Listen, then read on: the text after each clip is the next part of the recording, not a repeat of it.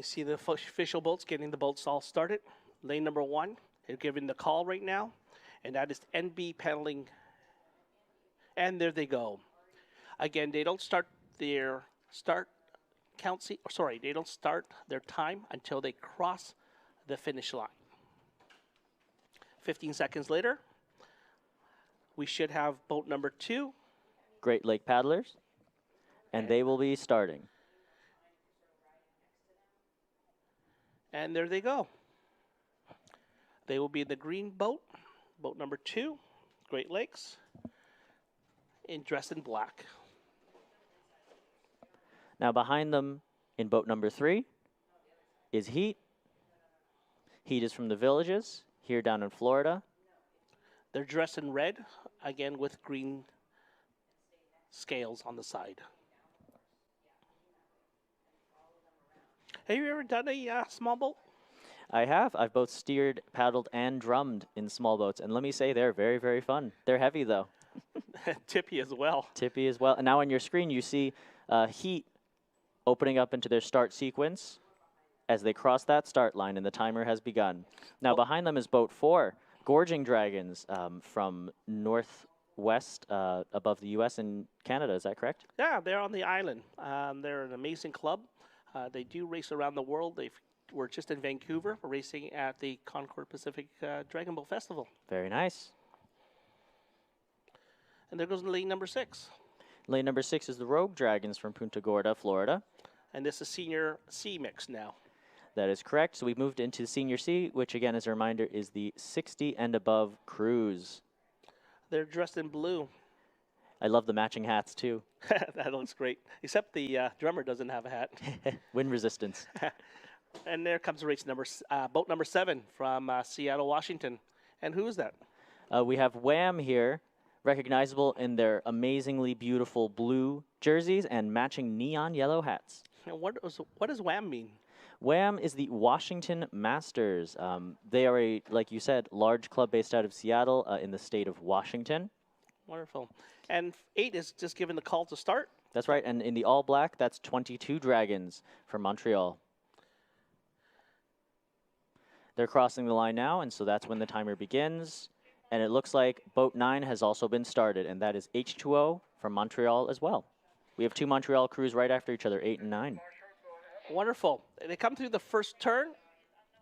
NBP Paddling has made their entrance into the first apex, followed by boat number 2, the Great Lake Paddlers. Looks like all the teams are spread apart. As we saw earlier, it looks like the first turn, there's a lot of space, but then when we get through the second to third turn, we start to see the clumping of the boats together. That's right. Now, boat 2, as we mentioned, Great Lake Paddlers, is taking a really nice... wide turn. Yeah, wide turn through the buoys. Now, these small boats, like we talked about, they're a bit tippier, but they're also much, much easier to turn. They turn on a dime, these things. And so going through the narrow turn corridor in these small boats is not too difficult in a small boat compared to the standard boat. Look at the turn through the corridor. It looks really clean with these small boats. Very nice.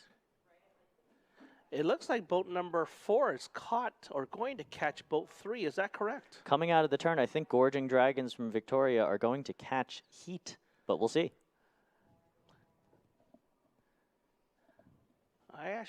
We'll see how it comes out of this turn, but 4 has got some speed coming out of this apex turn. This is their first turn. And we'll see if down the stretch if 4 does catch 3. But for the most part, these boats are all spread out really nicely. I see the mall in the background. That's a mall that you look in the distance there on the north side. Now halfway through their turn is boat number 6, Rogue Dragons. Looking strong.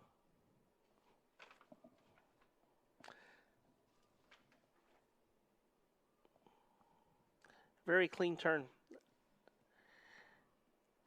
Now, as a reminder to all, we see on the right side of your screen, that's Rogue Dragons coming out of their turn. That red buoy is, in fact, the outside of the turn.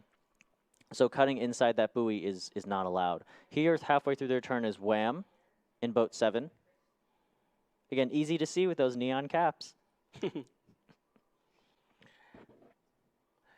Followed that by boat number 8, 22 Dragons from Montreal. And again, they enter the corridor, followed by H2O Montreal. Now, 22 Dragons is one of the big clubs based in Montreal. They were founded in 2003, and they have paddlers all the way from juniors all the way up to senior C, as many paddlers in their team, as well as the BCP division and Para Dragons as well. As we look down to our side of the race course, we have the NBP paddling group coming through. Again, they're about 1,000 meters at this point, so they're halfway through their race, coming through their second turn. They come through the turn very cleanly, and they've made all the apex turns without any penalties that we can tell. Followed by boat number 2. This is Senior B, Great Lake Paddlers. And Great Lakes, oh, they nearly missed that apex turn, but this helm catches it and stays to the inside cleanly. Following behind is boat 3 Heat, again taking a nice tight line to the inside of those red buoys, so the red is the inside of the corridor, the orange is the outside. They must stay between those. These boats are very nimble.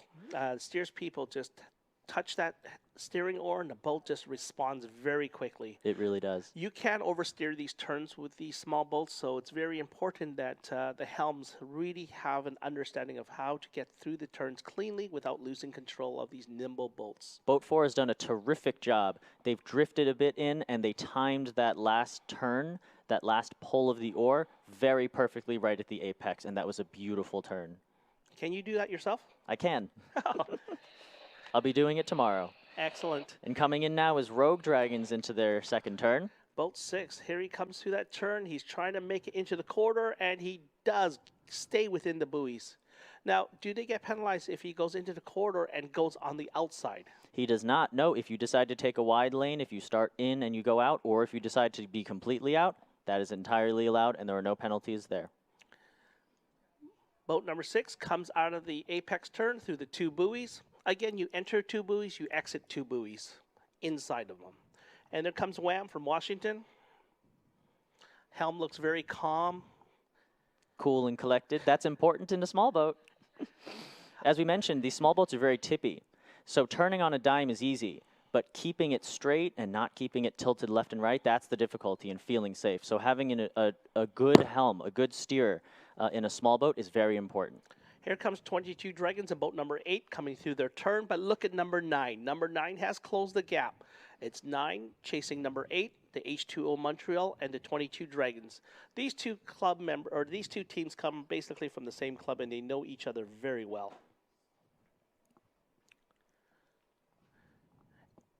And there is potential of them catching 9 and 8. Looking down the race course, we've got NBP Paddling, Senior B Mixte, entering their last turn. This is the 3rd turn. And they're down to their home stretch, 500 meters.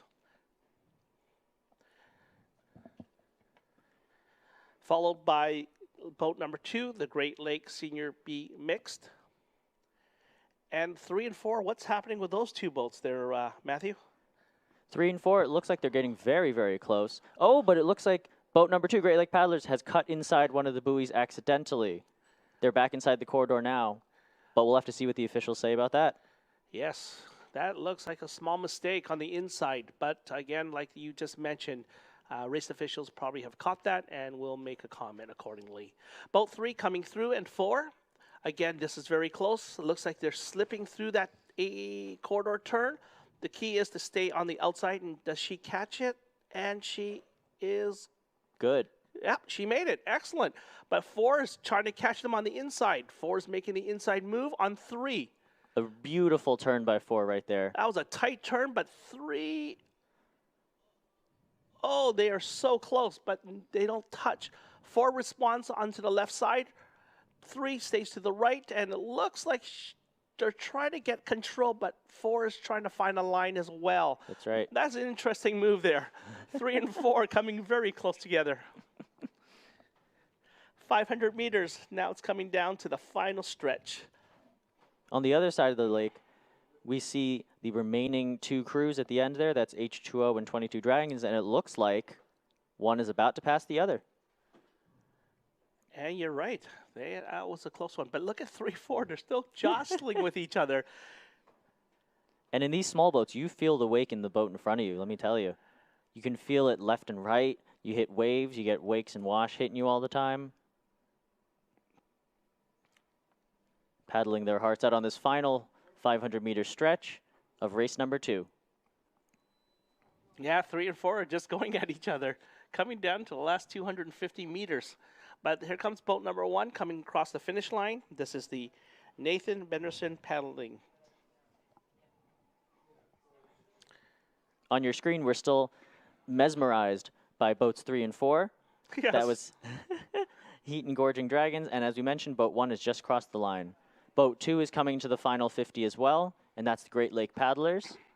Helm's trying to encourage his team to get through that finish line, putting everything into the last couple strokes. And check out the next group. This is 4-3 that fought earlier in the last apex turn. 3 had come around. 4 was just on their tail as they came through the apex. 4 took the inside line. 3 stayed on the outside, but they were jostling for position. As they come through the finish line, it does look like 4 is over 3, but let's see what happens here. It looks like 4 is over 3, correct, Matthew? Very nice. Yes, indeed, by about a seat and a half. So Gorging catches Heat. That's right. Even with a 15-second interval difference there. That's right. And so a reminder to all that the time began when they crossed the start buoys, not when they were called go. And the time finishes when they hit the finish line. They will then be adjusted for that interval that they started at, the 15 seconds apart, and time will be calculated based on that. So that was the Senior B mixed coming through the finish line. We're now turning our attention to the Senior C mixed group. In lane number 6 is the Rogue Dragons in blue. Coming in behind them is Wham in boat 7 in the order they came in. And there's 6 on your screen right now. Rogue Dragons putting all they got into this final stretch. 2,000 meters is a long way to paddle, and it feels really great to let it run as they cross that finish line. And there they go. They're just finished boat number 6, Senior C, Rogue Dragons. As Matthew had just mentioned, we've got boat 7, Wham from Seattle, Washington. That's Leslie drumming or at the drummer seat, and she coaches this team, and she's done a magnificent job with this group. She's encouraging them with the beat of that drum, asking the team to give her everything, and there they're done. Lane number 9, we have the last 2 teams of Senior C mixed. And 9 did catch 8. So H2O Montreal, Canada in boat number 9 coming through to the finish. Followed by boat number 8, the 22 Dragons. And these are both Senior C mixed crews in race number 2, small boat 2,000 meter. Couple more meters and 22 Dragons complete their task. Our next race will be race number 3, Standard Boat 2000 Senior B Mixed.